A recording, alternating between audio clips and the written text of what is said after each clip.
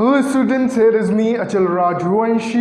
Welcome to our YouTube channel Commerce Solution. Students, as you know that we are studying 11th class business और आज हम करेंगे commerce. बच्चों commerce पढ़ेंगे commerce. इससे पहले हमने बिजनेस एक्टिविटी करी थी और बिजनेस एक्टिविटी के दो पार्ट बताए थे मैंने। दोनों में क्या बताया था, एक इंडस्ट्री बताया था, एक कॉमर्स बताया था। एक बताया था इंडस्ट्री, एक बताया था कॉमर्स। चलिए आज कॉमर्स को पढ़ते हैं। What is commerce?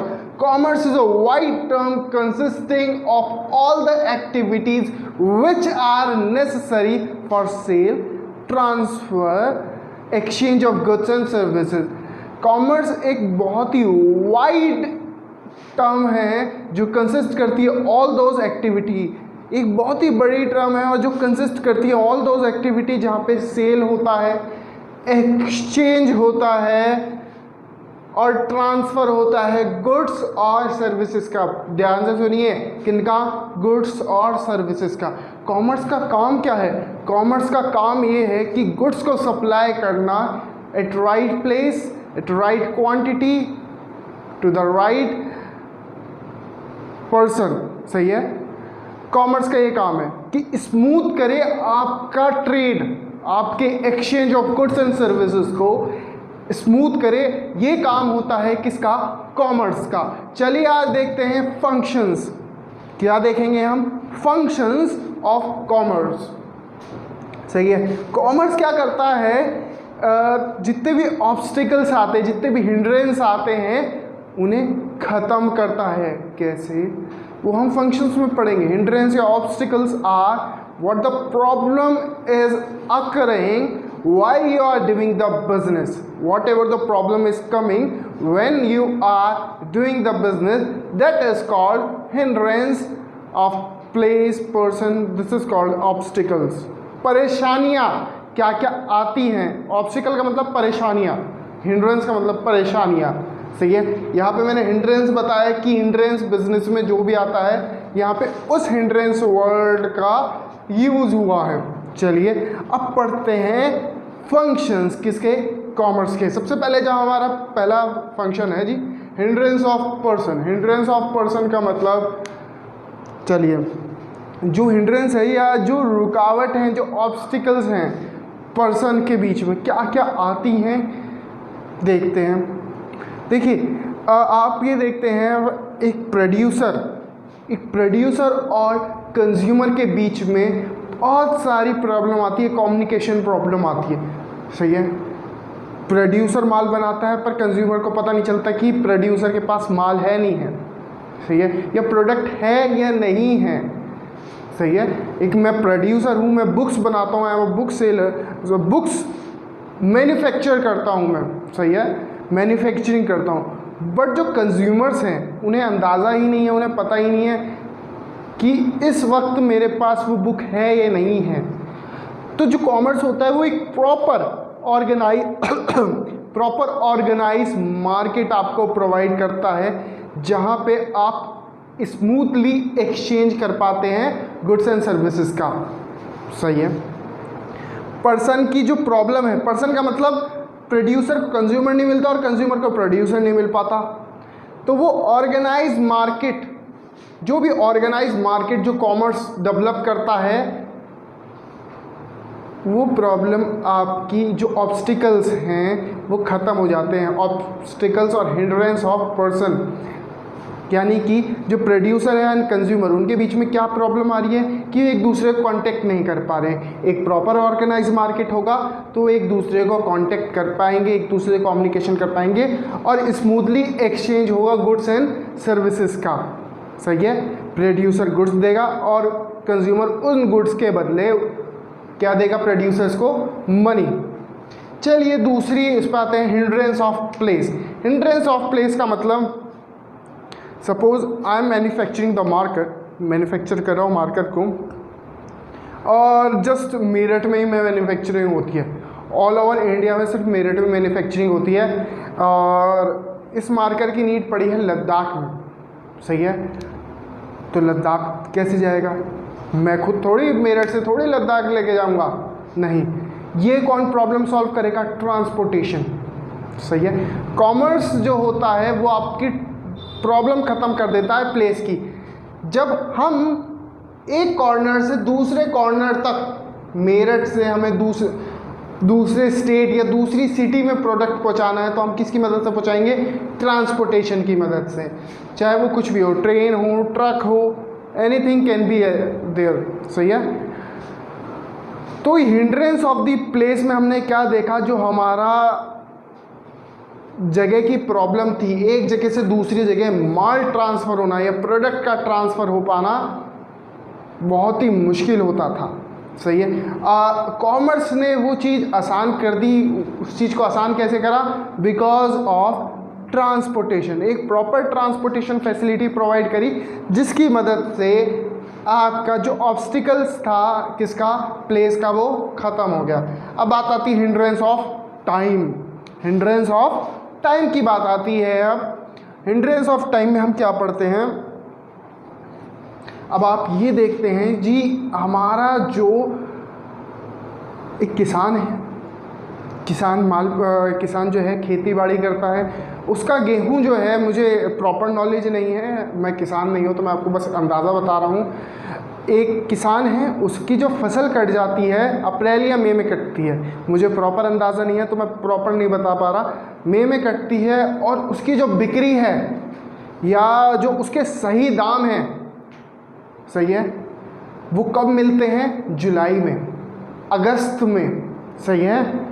तो इस बीच उसे अपने प्रोडक्ट को कितने महीने, 2-3 महीने, 2 महीने, 3 महीने का गैप हो गया, तो इस बीच उसे अपने गेहूं को, जो उसने गेहूं उगाए हैं, वीट, राइस, वो यहाँ पे वो स्टोर करके रखेगा। वो स्टोर करके कहाँ रखेगा? वेयर हाउसेस में। सही है। जब वो वेयर हाउसेस में स्टोर करके रखेगा तो उसके जो वीट है, राइस है, वो क्या रहेंगे? वहाँ पे सेफ रहेंगे। और हमारी जो टाइम की प्रॉब्लम थी वो ख़त्म हो गई। दोबारा सुनो, हिंड्रेंस ऑफ टाइम का मतलब, हिंड्रेंस ऑफ टाइम का मतलब यहाँ पे सिर्फ ये है कि किसान है, किसान को हमेशा उसके प्रोडक्ट का या उसके जो उसने जो भी प्रोडक्ट बनाया, जो उसने खेती बाड़ी करके उसने जो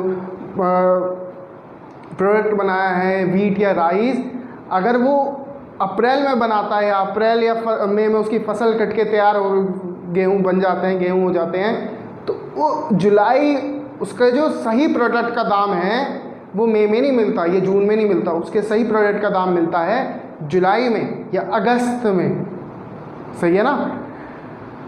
तो इस पीरियड के बीच में उसे अपने प्रोडक्ट को स्टोर करने की ज़रूरत है। वो कहाँ स्टोर करके रखेगा? वेयर हाउसेस में। और ये वेयर हाउसेस की फैसिलिटी या कौन प्रोवाइड करेगा? फैसिलिटी नहीं, कौन करेगा? कॉमर्स। सही है। तो हिंड्रेंस ऑफ टाइम की भी हमारी प्रॉब्लम, जो ऑब्स्टिकल था, उसे भी किसने ख़त्म कर दिया? रिमूव कर दिया, कॉमर्स ने। हिंड्रेंस ऑफ रिस्क, मेरी एक शॉप है, नॉर्मल शॉप है, ज्वेलरी की शॉप है।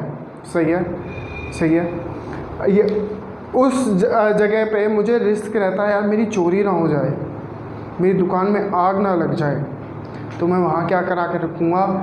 फायर इंश्योरेंस, कि अगर बाय चांस मेरी दुकान में आग लग जाती है या कोई भी ऐसी प्रॉब्लम हो जाती है, उस समय के लिए मैं क्या करा लूँगा? इंश्योरेंस। और इंश्योरेंस की मदद से क्या होगा? वहाँ पे क्या होगा कि मैं एक तरीके से सेफ फील करूँगा। सेफ कैसे फील करूँगा?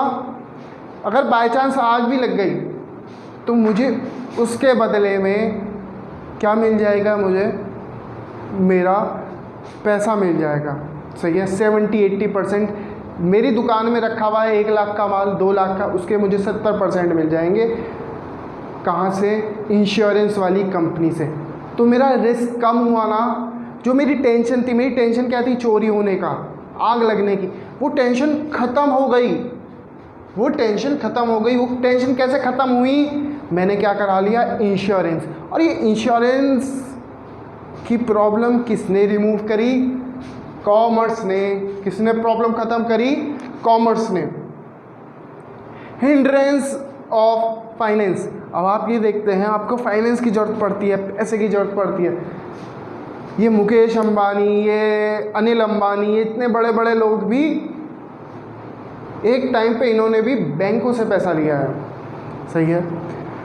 विजय माल्या, कि इतना बड़ा आदमी था, अरबपति आदमी था, इसने तक बैंक से लोन लिया है।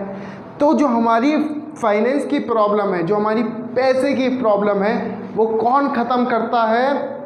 कॉमर्स। कैसे? हम क्या करते हैं, बैंक्स या फाइनेंशियल इंस्टीट्यूशन से हम पैसा बोरो करते हैं ऑन क्रेडिट। जब हम उनसे पैसा बोरो करेंगे ऑन क्रेडिट तो हमारा एक बेनिफिट होगा। क्या बेनिफिट होगा? हमारा यहाँ पे अगर हमें फाइनेंस की नीड पड़ेगी तो हमारी वो फाइनेंस की नीड कंप्लीट हो जाएगी और हम अपना बिजनेस स्मूथली चला पाएंगे। तो ये किसने प्रॉब्लम ख़त्म करी? कॉमर्स ने। हिंड्रेंस ऑफ इंफॉर्मेशन, कभी कभी आप जब बिज़नेस स्टार्ट करते हैं तो अपने बिज़नेस का प्रचार करते हैं, एडवर्टीज़मेंट करते हैं नहीं करते? जैसे कोई स्कूल में कोई बच्चा टॉप आ जाता है, जैसे दीवान में पिछले साल MPGS की एक लड़की ने पूरे डिस्ट्रिक्ट में टॉप करा था, तो उसने अपना एडवर्टीज़मेंट कैसे कराया? जगह जगह उसने बैनर छपवाए, अखबारों में उसने फ्रंट पेज पे अपने बच्चों की फ़ोटो लगवाई। This is called advertisement. इससे लोगों को इन्फॉर्मेशन पता लगी कि यहाँ पे प्रोडक्ट है, और इस प्रोडक्ट का, मैंने प्रोडक्ट बोला है, एडवर्टीज़मेंट किसी भी चीज़ का हो सकता है, स्कूल का हो सकता है, प्रोडक्ट का हो सकता है, एनीथिंग। थम्सअप का ऐड आता है, आप एडवर्टीज़मेंट आता है, जब भी तो आपको पता चली थम्सअप भी एक ब्रांड है, सही है। उसकी मदद से आप इन्फॉर्मेशन की, हिंड्रेंस ऑफ इन्फॉर्मेशन की मदद से आप एक और चीज़ पता लगा सकते हैं कि कितने प्राइस का है, क्या क्वालिटी है, क्या क्वांटिटी है। जो कंज्यूमर है उसे प्रॉपर इन्फॉर्मेशन पता चल जाती है, और प्रोड्यूसर को भी इन्फॉर्मेशन पता चल जाती है कि मेरे कितने कंज्यूमर तक प्रोडक्ट पहुंच सकता है। तो ये सब चीज़ें हिंड्रेंस ऑफ इंफॉर्मेशन की भी प्रॉब्लम, या इंफॉर्मेशन की भी कौन प्रॉब्लम ख़त्म कर देता है? कॉमर्स। सो आज हमने देखे 6 hindrance: hindrance of person, hindrance of place, hindrance of time, hindrance of risk, hindrance of finance, hindrance of information. ये जितने भी ऑब्स्टिकल्स हैं, ये ऑब्स्टिकल्स कौन ख़त्म करता है? कौन ख़त्म करता है?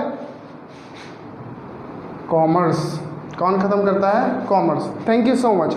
आई होप ये वीडियो आपको क्लियर हुई होगी। अगर नहीं भी क्लियर होती है तो आप मुझसे कभी भी किसी भी टाइम पूछ सकते हैं। देखिए, गलती तो सबसे होती है, थोड़ी बहुत मेरे से भी हो जाएगी, सही है, पर अगर कोई चीज़ आपको समझ में नहीं आती है तो आप मुझसे कभी भी पूछ सकते हैं। Thank you so much.